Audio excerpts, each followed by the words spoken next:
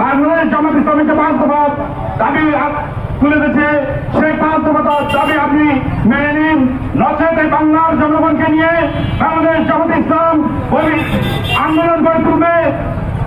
এই আন্দোলন করে তোলার আগে আপনি 5 দফা মেনে নিন। 17 সালে এবং 24 সালে কেয়ারটেকার সরকার ছাড়া নির্বাচনে যাব না, এই মর্মে আন্দোলন করা হয়েছিল। যেখানে আজকে প্রশাসনের মধ্যে ওই প্রশাসনিক কর্মকর্তারাই নিয়োজিত আছেন, ওই ওসি সাহেবই নিয়োগপ্রাপ্ত আছেন, ওই ডিসি সাহেবই আছেন, ওই এসপি সাহেবই আছেন। তাদের অধীনে যেখানে আমরা নির্বাচনে যাই নাই, সেখানে তাদের অধীনে আবার 2025 সালের নির্বাচনে কিভাবে এই দেশের মানুষ নির্বাচনে যাবে, সেটা জনগণের কাছে আমার প্রশ্ন। সম্মানিত উপস্থিতি, এদেশে এখনো লেভেল প্লেইং ফিল্ড প্রস্তুত হয়নি। লেভেল প্লেইং ফিল্ড প্রস্তুত না হলে আবার একটি স্বৈরাচার শাসক এদেশের মানুষের ঘাড়ে চেপে বসার সম্ভাবনা দেখিয়ে দিয়েছে। যার কারণে বাংলাদেশ জামাত ইসলামী এদেশে পিয়ার পদ্ধতিতে নির্বাচনের জন্য একটি দাবি তুলেছে। পিয়ার পদ্ধতিতে নির্বাচন অনুষ্ঠিত হলে এদেশে কালো টাকার কোনো কালোবাজারি হবে না। এখানে বাহুবলের মাধ্যমে সেন্টার দখলের কোনো সম্ভাবনা দেখা দিবে না।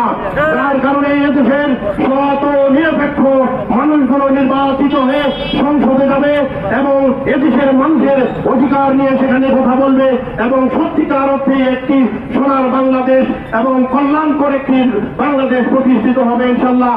সম্মানিত উপস্থিতি, আমরা আরো ক্লিয়ার ভাষায় আমরা জানিয়ে দিতে চাই, বাংলাদেশ জামাত ইসলামী 5 দফা কর্মসূচি তথা লেভেল প্লেইং ফিল্ড, জুলাই সনদ বাস্তবায়ন এবং পিয়ার পদ্ধতিতে নির্বাচন বাস্তবায়ন ছাড়া কোন ক্রমেই এদেশের কোন নির্বাচন হতে দিবে না।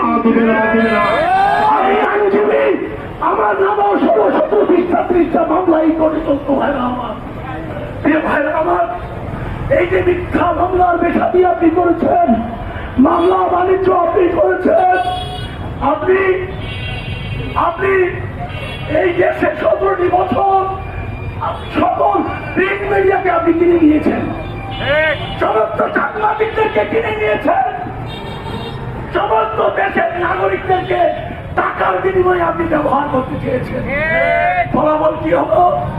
ফলাফল এই দেশ ছেড়ে আপনাকে চলে যেতে হলো।